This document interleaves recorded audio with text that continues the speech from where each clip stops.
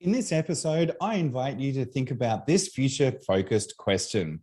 What if we could support a larger population? To help you answer this question, let's recap what we know.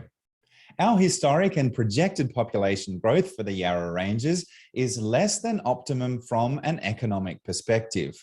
So what does this mean? Well, here's the challenge in a nutshell. For economic sustainability, we need a larger population. As you reflect on the question about how we could support a larger population, here are a few things you may want to consider. Number one, let's consider population growth as an economic indicator.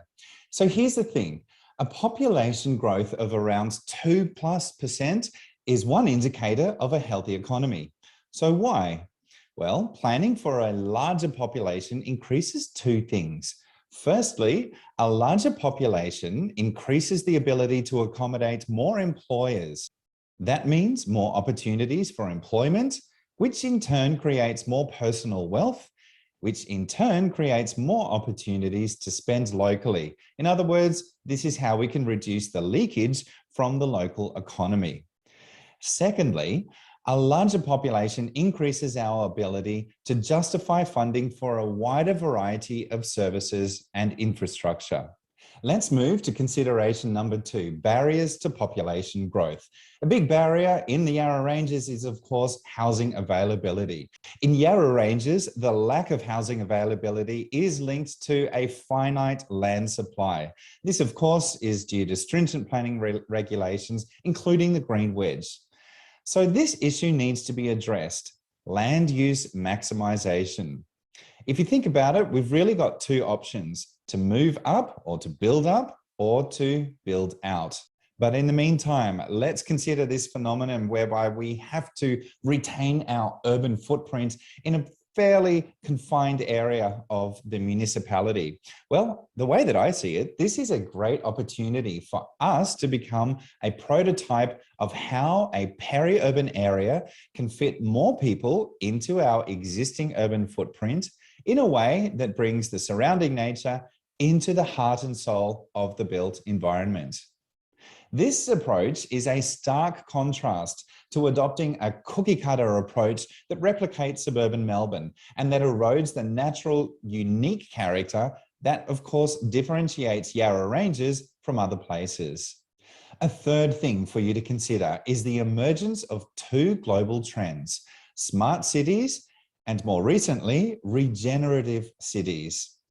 In both of these trends, population growth is managed more sustainably than ever before through smart city design and regenerative city design.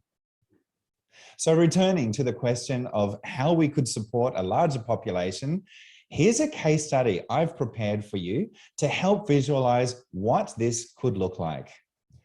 This case study is of a new town called Tengah, currently being developed in Singapore, and which has hit news headlines around the world earlier this year. It also happens to be the first major master planning project I led when I was a young city planner, working for the Singapore government back in the early 90s. Let me give you some context. Singapore is the ultimate green city. It's also known as the Garden City and promotes itself as a tropical city of excellence. Like Yarra Ranges, it has a very limited supply of developable land, with much of the country designated as open space.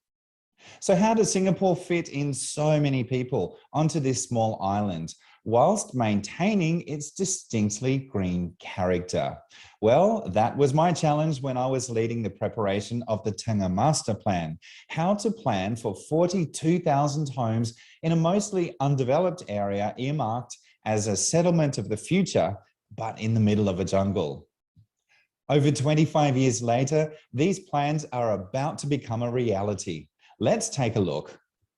In February 2021, CNN did a feature on how Tengah is being developed as a 42,000 home eco-smart city of the future, where medium and high density development limits are contained within a minimum urban footprint.